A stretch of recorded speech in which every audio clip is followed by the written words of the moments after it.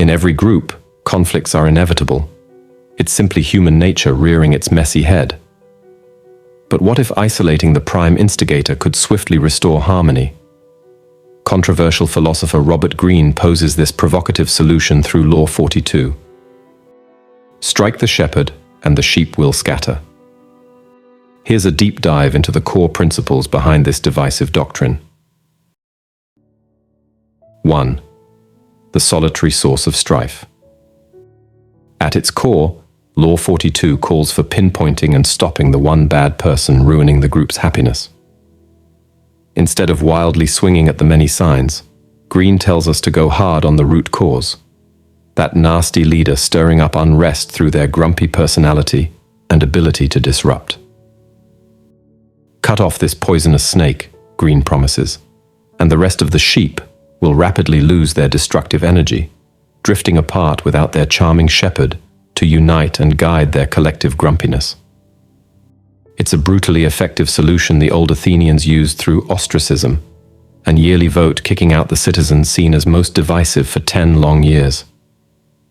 Their legendary general Themistocles was even a victim, ostracized despite helping defeat the Persians. They feared his growing arrogance and hunger for glory could tear apart the proud democracy. With the rabble-rousing influence removed, social unity was swiftly restored. Pope Boniface VIII showed this tactic through sneakier means. Sensing the threat from the influential poet Dante's strong support for the Republican cause in Florence, he lured Dante away with fake diplomatic talks. With the rousing speaker gone, his rivals quickly took power, ensuring the poet's sad exile upon return. 2.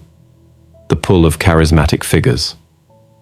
But why do these brooding, smooth-talking shepherds hold such erupting influence in the first place? Greene reveals a basic truth: our inborn gravitational pull towards strong personalities and charming leaders. Like celestial objects inevitably circling a black hole's deep vacuum, we mere humans naturally gather around a singular commanding force. The cautionary tales of legendary speakers like Dante and the esteemed Athenian Themistocles stand as solemn proof of this phenomenon. Their powerful ability to sway and rally masses through sheer speaking talent and presence was a double-edged sword. When used for unity and noble causes, their charisma proved an invaluable asset. But when spoiled by arrogance and turned to seditious ends, this same force possessed the power to raise the foundations of civilization itself. Themistocles' own arrogance ultimately led to his ostracism, with the fear that his growing ego could no longer be contained within the bonds of democratic equality. The people recognized his oversized influence as an existential threat to the ideals of civic fairness. In stark contrast, leaders like the Athenian statesman Pericles managed to avoid this fate through an innate people's touch and big-heartedness.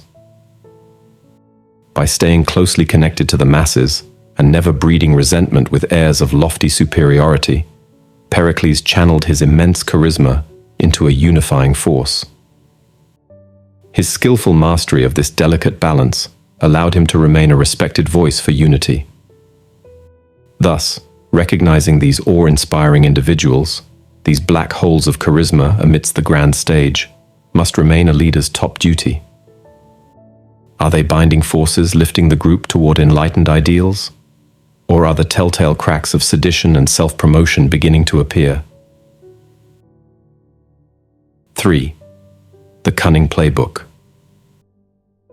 If those poisoned seeds take insidious root despite all care, Greene offers an extensive arsenal of isolation tactics to break the shepherd's grasp on the flock.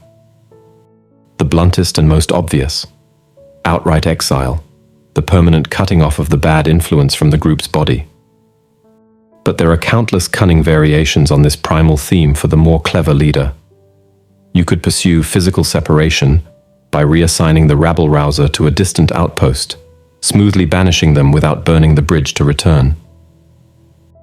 Queen Elizabeth's shrewd minister Robert Cecil often plotted to send rivals like the Earl of Essex on faraway military missions, neutralizing their ability to sway the court. Or one could embrace political isolation, systematically undermining their power base by strategically eroding their support structures and turning key allies. The tyrant Mao Zedong mastered this silent art, quietly severing a rival's links until the poor soul vanished into oblivion, stripped of all influence and unable to sound the call to mutiny. For the utterly unprincipled cunning ones among us, psychological alienation offers perhaps the most insidious path. Plant whispers questioning the target's judgment, motives, even mental strength with rumors and sinister insinuations. Let this doubt cancer spread through the ranks until it disintegrates their hard-earned credibility and authority from within. The Athenians' own ostracism of the legendary Aristides the Just stemmed from just such a creeping sickness. Despite his valuable service, the people began seeing his very nickname as a pretentious put-down cloaked in fake humility. As that story took root and spread, so did the fear that such a judgmental personality could divide the democratic state with their openly professed superiority. The paths ahead.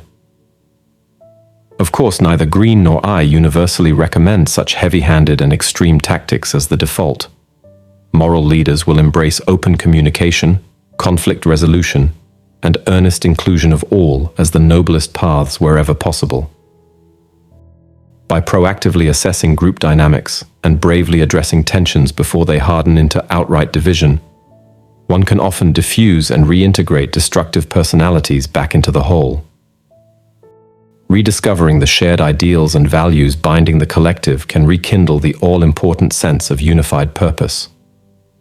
Yet some poisoned situations ultimately prove stubbornly unredeemable, demanding the decisive removal of the toxic element to revitalize the withering whole. In these unfortunate cases, wise use of Law 42's strategies, tempered by moral guidance and emotional intelligence, may offer the pruning required to restore unity and vigor to your ailing group. At the end of the day, each leader must carefully navigate their own path between light and shadow according to the unique circumstances they face. Just remember, as your flock prospers, opportunistic shepherds seeking division and conquest for their own selfish gains will inevitably arise to challenge the established order. Stay watchful, stay principled, and never forget the eternal human truth. United we stand, divided we fall. Now something important.